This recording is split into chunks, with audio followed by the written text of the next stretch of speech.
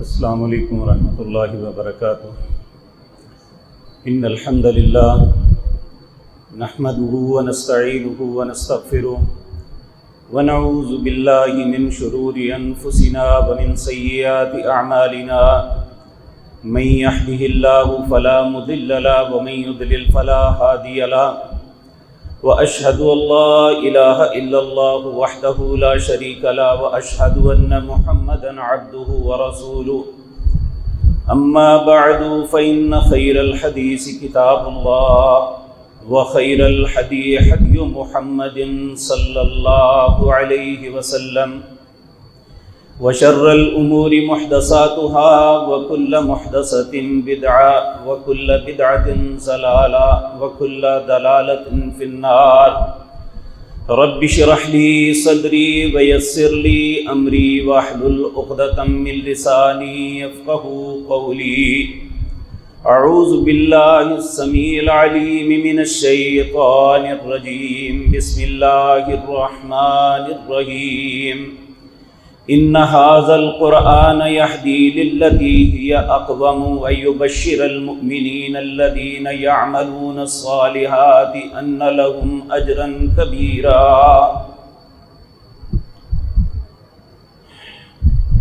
حضرات محترم، جس طرح میرے بھائی نے بیان کیا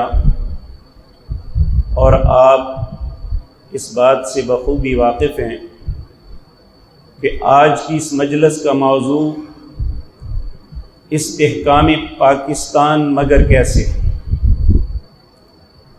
بھائیوں نے حل دریافت کیا ہے۔ ممکن ہے اللہ کسی کے فہم میں ایسی بات ڈال دے جو ہمارے لیے راہ عمل بن جائے۔ میں ایک دین کے طالب علم کی حیثیت سے یہ بات عرض کروں، کسی بھی بیماری کے علاج سے پہلے اس کی تشخیص بڑی ضروری ہوتی ہے۔ اگر بیماری کا پتہ چل جائے کہ یہ بیماری کیوں لگی ہے تو پھر یقینی بات ہے اس کا علاج ممکن ہوتا ہے۔ اگر بیماری کی تشخیص نہ ہو سکے تو ہم صبح شام سر پٹکتے رہیں گے لیکن اس کا علاج ممکن نہیں ہوگا۔ تو میں نے جو آیت آپ کے سامنے پڑھی یہ سورۃ بنی اسرائیل کی ایک آیت ہے۔ اس میں اللہ رب العزت فرماتے ہیں کہ میں ان ھذا القرآن، یہ جو قرآن ہے، یہدی للتی ہی اقوم، یہ سب سے بہترین اور سیدھی راہ کی رہنمائی کرتا ہے۔ ہم قرآن سے پوچھتے ہیں کیونکہ ہم صاحب قرآن ہیں۔ اللہ نے یہ عزت، یہ فضیلت ہمیں بخشی ہے کہ وہ قرآن جسے پہاڑوں نے نہیں اٹھایا، جسے آسمان و زمین نے انکار کر دیا، اللہ نے یہ فضیلت ہمیں بخشی کہ ہمیں عطا کیا۔ یہ قرآن اس معاملے میں ہماری کیا رہنمائی کرتا ہے؟ میں دو آیات آپ کے سامنے رکھتا ہوں۔ بظاہر تو یہ آیتیں اللہ نے مکہ کی بستی کے متعلق بیان فرمائی تھی، لیکن جب آپ ان پہ غور کریں گے تو اس کا ایک ایک لفظ آپ کو ایسے محسوس ہوگا جیسے یہ ہمارے لیے بولا گیا ہے۔ ان میں پہلی آیت 9واں پارہ سورۃ انفال، اس کی آیت نمبر 25، اللہ رب العزت فرماتے ہیں وَاذْكُرُوا إِذْ أَنْتُمْ قَلِيلًا مُسْتَضْعَفُونَ فِي الْأَرْضِ تخافون ان يتخطفكم الناس فآواكم وأيدكم بنصره ورزقكم من الطيبات لعلكم تشكرون۔ یاد کرو اس وقت کو، اذ انتم قلیل، جب تم بہت تھوڑے تھے اپنے معاشرے کے اندر، مستضعفون فی الارض، زمین کے اندر بڑے کمزور تھے، تخافون ان یتخطفکم الناس، ہر وقت خوف زدہ رہتے تھے کون ہمیں اچک نہ لے جائے۔ جس طرح ہمارے بزرگ کشمیر کی صورتحال بیان کر رہے ہیں، ان یتخطفکم الناس، لوگ ہمیں اچک نہ لے جائیں، فآواکم، اللہ کہتے ہیں میں نے تمہیں بلند کیا، تمہیں عزت بخشی، وَأَيَّدَكُمْ بِنَصْرِهِ، اپنی تائید اور اپنی مدد کے ساتھ، وَرَزَقَكُمْ مِنَ الطَّيِّبَاتِ، پھر تمہیں رزق دیا۔ کیوں سب کچھ کیا؟ لَعَلَّكُمْ تَشْكُرُونَ، تاکہ تم شکر کرو۔ اب آپ دیکھیں، جب یہ پارٹیشن نہیں ہوئی تھی، حقیقت بات یہ ہے کہ آزادی ہند کے لیے یہ کوئی معجزاتی نہیں، 3 لاکھ علماء کی قربانیوں کا نتیجہ ہے۔ آج ہندو بھی اس بات کو تسلیم کرتا ہے کہ اگر انگریز سے اس ہند کو چھڑایا گیا تو وہ مسلمان کے علماء تھے جنہیں درختوں پہ لٹکا کے پھانسیاں دی گئی، اور ان کی محنتوں کا ثمرہ تھا کہ آج یہ ملک بھی وجود میں آیا۔ تو اللہ، یہ اس وقت ہم اقلیت میں تھے، ہندو اکثریت تھی۔ اللہ رب العزت فرماتے ہیں فآواکم، میں نے تمہاری مدد کی، ایک ملک عطا کیا، وأیدکم بنصری، ملک ہی نہیں دیا، ورزقکم من الطیبات، میں نے بہت سی روزیاں تمہیں دی۔ ملک بننے کے بعد آپ دیکھیں، اپنے آباء کو ہم سب دیکھ لیں، ہر بندہ اپنے آباء کی طرف دیکھے، کوئی بیل گاڑی چلاتا تھا، کوئی مزدوری کرتا تھا، کوئی نہ بہت بڑے جاگیردار تھے، کوئی بہت بڑے کاروباری نہیں تھے، مزدوریاں کرتے تھے، معاشرے کے اندر ان کی حیثیت بہت کم تر تھی، اور اللہ فرماتے ہیں فآواکم، میں نے تمہیں بلند کیا، وأیدکم بنصری، اور اپنی مدد کے ساتھ، اپنی تائید کے ساتھ تمہارے ساتھ یہ معاملہ کیا، ورزقکم من الطیبات۔ پھر آپ نے دیکھا پاکستان میں صنعتیں بھی لگی، پاکستان میں تجارتیں بھی ہوئی، پاکستان میں زراعت کے معاملے بھی ہوئے، ورزقکم من الطیبات۔ جب یہ سب کچھ مل گیا تو اب ہمارا حق یہ تھا لعلکم تشکرون، جس اللہ نے ہماری مدد کی، جس اللہ نے ہمیں عزت بخشی، جس اللہ نے ہمیں گھر دیا، جس اللہ نے ہمیں نعمتوں سے نوازا، جس نے ہمیں ان کے چنگل سے آزاد کیا، جس اللہ نے ہم پہ یہ رحم و کرم فرمایا، ہم اس کا شکر ادا کرتے۔ لیکن ہوا کیا؟ دوسری آیت سورۃ نحل 14واں پارہ، اس کی آیت نمبر 112، اللہ فرماتے ہیں وَضَرَبَ اللَّهُ مَثَلًا قَرْيَةً كَانَتْ آمِنَةً مُطْمَئِنَّةً يَأْتِيهَا رِزْقُهَا رَغَدًا مِّن كُلِّ مَكَانٍ فَكَفَرَتْ بِأَنْعُمِ اللَّهِ۔ اللہ فرماتے ہیں مثال بیان کرو ان کے سامنے اس بستی کی، كَانَتْ آمِنَةً مُطْمَئِنَّةً، جس کے رہنے والے بڑی اطمینان کی زندگی بسر کر رہے تھے، اپنے کاروبار چلا رہے تھے، ان کے معاملات آسودہ تھے، زندگی بڑی خوشگوار، بڑی خوبصورت گزر رہی تھی۔ اللہ فرماتے ہیں مطمئنۃ یأتیہا رزقہا رغدا من کل مکان۔ پھر ہوا کیا؟ چاہیے تو یہ تھا جس مالک نے یہ عزتیں بخشی، جس مالک نے رزق دیا، جس مالک نے یہ جگہ اور گھر دیا، اس کا شکر ادا کرتے، لیکن ہم نے کیا کیا؟ فکفرت بانعم اللہ، اللہ کی نعمتوں کا کفر کیا ہے۔ میرے بھائیوں، افسوس کی بات یہ ہے، ٹھیک ہے سیاسی اعتبار سے لوگ اپنے اپنے تجزیے پیش کریں گے، لیکن یہ ایک حقیقت ہے، جس اللہ نے احسان کیے ہیں وہ اس احسان کا بدلہ چاہتا ہے، اور اس کا بدلہ اس کا شکر ہے۔ پیارے نبی جناب محمد الرسول اللہ صلی اللہ علیہ وسلم اپنے رب سے ہمیشہ دعا کرتے تھے، رب اجعلنی لک ذکارا لک شکارا لک مطوعا، اے میرے مالک و خالق، مجھے اپنا ذکر کرنے والا بنا، مجھے اپنا شکر کرنے والا بنا، مجھے اپنا فرما بردار بنا۔ یہ تینوں چیزیں مفقود ہو گئی ہم میں۔ قرآن ہماری طاقوں کی زینت بن گیا، قرآن غلاف کے اندر بند کر کے رکھ دیا۔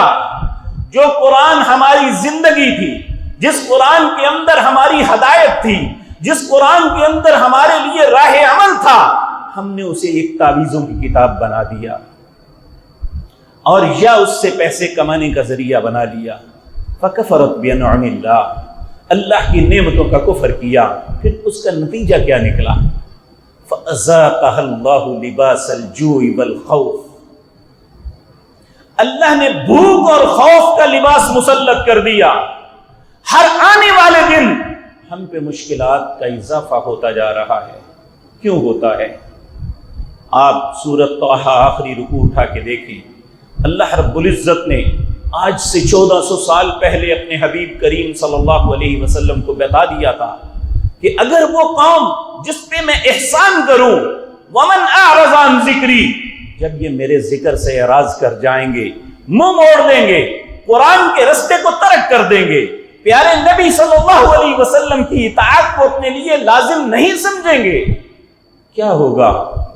ومن اعرض عن ذکری، سب سے پہلا کام یہ ہوگا فإن له معیشۃ ضنکا، میں دنیا کے اندر ان کی معیشت ان پہ تنگ کر دوں گا۔ آج ہمارے کھاتوں کے اندر کروڑوں نہیں اربوں روپے کے کھاتے ہیں، جمع تفریق ہے، اگر نہیں ہے تو ہماری پاکٹ میں سہولت نہیں ہے، ہمارے گھر میں آسانی نہیں ہے، ہمارے گھروں میں خوشیاں نہیں ہیں۔ تو جب ہم نے اعراض کیا اللہ کے ذکر سے، فإن له معیشۃ ضنکا، تو معیشت ان پہ تنگ کر دوں گا۔ العیاذ باللہ، اگر اب بھی ہم نہ جاگے، ہم اب واپس نہ پلٹے، ہم نے قرآن کو اپنا امام اور رہبر نہ بنایا، تو دوسرا مرحلہ آنے والا ہے جو مرنے کے بعد ہوگا۔ وَنَحْشُرُهُ يَوْمَ الْقِيَامَةِ أَعْمَى، قیامت کے دن اللہ کہتے ہیں میں اندھا کر کے اٹھاؤں گا۔ پھر یہ انسان پوچھے گا، قال رب لم حشرتنی اعمی وقد كنت بصیرا، اللہ تو نے مجھے اندھا کر کے کیوں اٹھایا جبکہ میں دیکھنے والا تھا؟ تو اللہ جواب دیں گے، قال كذلك اتتك آیاتنا فنسیتها وكذلك اليوم تنسى، کیا تیرے پاس میری آیتیں آئی تھی، تو نے انہیں فراموش کر دیا، آج میں نے تجھے کر دیا۔ تو میرے پیارے بھائیو، اصل بیماری ہے عدم استحکام کی، ہمارے ملک کی افراتفری کی، ہمارے گھروں کی بے سکونی کی، پاکستان کے استحکام میں جو دراڑیں آئی ہیں، اس کا سبب ہم نے اس ملک کو حاصل کیا تھا لا الہ الا اللہ کے نام پہ۔ اللہ تیرے علاوہ کسی کو الہ نہیں مانیں گے۔ آج ہمارا الہ پیسہ ہے، آج ہمارا الہ ہماری خواہش ہے، آج ہمارا الہ کفار ہیں، ہمارا الہ نہیں ہے تو رب نہیں ہے۔ کاش ہم واپس پلٹ آئیں تو استحکام اسی وقت آئے گا۔ اللہ نے 2 شرطیں لگائی۔ اللہ فرماتے ہیں وَلَوْ أَنَّ أَحْلَ الْقُرَىٰ، یہ بستیوں والوں کو کیا ہے؟ آمنوا واتقوا، 2 چیزیں اپنے اندر پیدا کر لیں۔ نمبر 1 ایمان، صحیح ایماندار بن جائیں۔ دوسرے، اپنے دل میں خوف خدا پیدا کر لیں۔ لَفَتَحْنَا عَلَيْهِمْ بَرَكَاتٍ مِّنَ السَّمَاءِ وَالْأَرْضِ، اللہ کہتے ہیں میں وعدہ کرتا ہوں آسمان سے بھی برکتیں نازل کروں گا، زمین سے بھی برکتیں نازل کروں گا، اور ہمارا تحفظ ہمارے رب کے ہاتھ میں ہے۔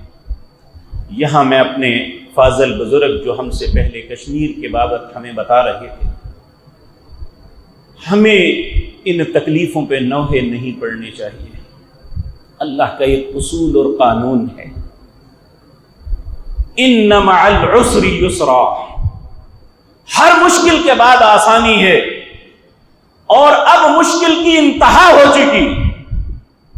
جس طرح رسول اللہ صلی اللہ علیہ وسلم پہ انہوں نے شیب ابی طالب میں بند کر دیا تھا، یہ تو بیچارے 15 دن ہیں، 3 سال تک نبی کریم بند رہے تھے، پورے مکے نے بائیکاٹ کیا ہوا تھا۔ اگر اب ہمارے رہبر، ہمارے آقا، ہمارے قائد، ان کے ساتھ یہ معاملہ ہوا ہے تو یاد رکھیں کہ مسلمانوں کی تاریخ ہی قربانیوں سے بھری ہوئی ہے۔ مسلمانوں کو ہمیشہ عزت قربانیوں کے بعد ملتی ہے۔ آج اس میں کوئی شک نہیں، ہماری بہنیں، ہمارے بھائی بہت اذیت اور تکلیف میں ہیں، لیکن یہ بات یاد رکھنا، وَلَا تَحْسَبَنَّ اللَّهَ غَافِلًا عَمَّا يَعْمَلُ الظَّالِمُونَ إِنَّمَا يُؤَخِّرُهُمْ لِيَوْمٍ تَشْخَصُ فِيهِ الْأَبْصَارُ۔